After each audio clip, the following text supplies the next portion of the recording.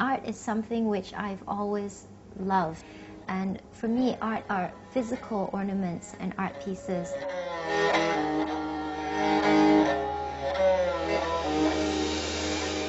Hi, I'm Jojo Struys. I kind of got spotted. I fell into modeling, and I figured it was a good way of, just filling in the blanks and pocket money. And then one thing led to another thing, and before you know it, I was acting and hosting. And there's so many kinds of art. Art could be, writing something. It could be putting a film together. Art is also poetry. And because I cannot sing, how I express art is I sing with my feet. I've been a rhythm tapper, tap dancer for many, many years since I was a kid, and I've collaborated with drummers and many different instruments. And basically, when you're a tap dancer, you are like a drummer, but with your feet. So it's been really wonderful. I think it's funky, and I could go on about it. I'm actually passionate about tap dancing. It's really fun. Well, okay, if you came to my house, you would notice that it's set up with a lot of earth colors, and I've got stones, like little rock gardens in the corner. The art on the walls, it's Buddha, and somehow it, in parts, may feel a bit spa-like, It's quite minimal. I don't have a very cluttered house, and I think the Buddhas just go really well on the wall. It's got a kind of a Zen feel. It's nice, and it's blending East with West, which is essentially, I relate to that because I'm partly East and West. I reckon I'd definitely be open to buying a Buddha in stone. I don't have that, not yet.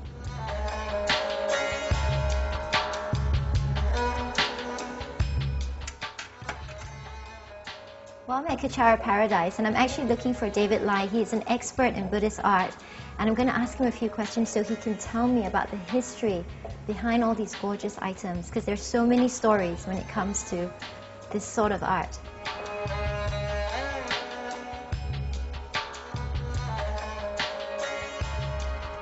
Well, I'm kind of fascinated by these, what do you call this? This is actually called a thangka, T-H-A-N-G-K-A.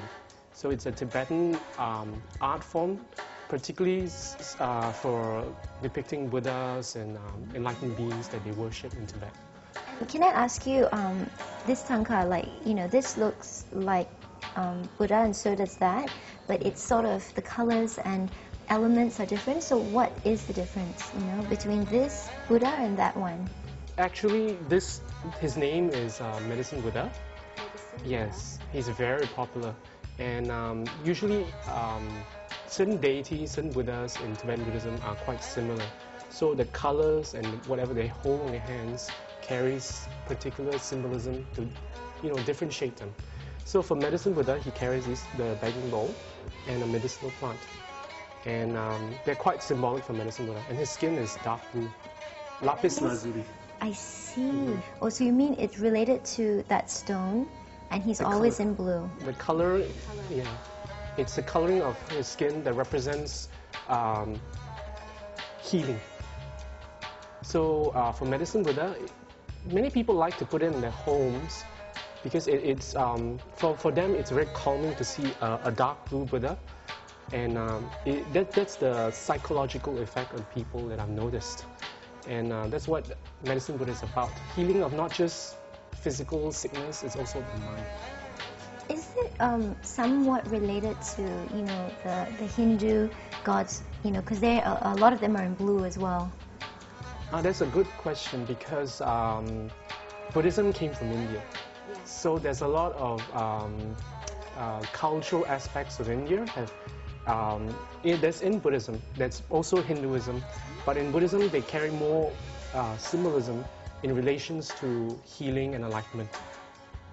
Can I ask you, David, what is the significance or meaning behind the, I've seen these paintings with 1,000 arms, like many, many arms. Like, do you have it in this? Yes, we do actually. It's over there.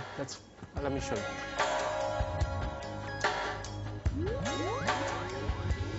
Oh, so is this the 1,000 arms? Is that what they call it?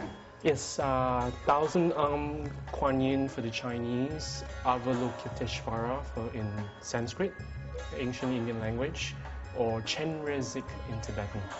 So she's really depicted across many different beliefs, yeah? Throughout the Buddhist world.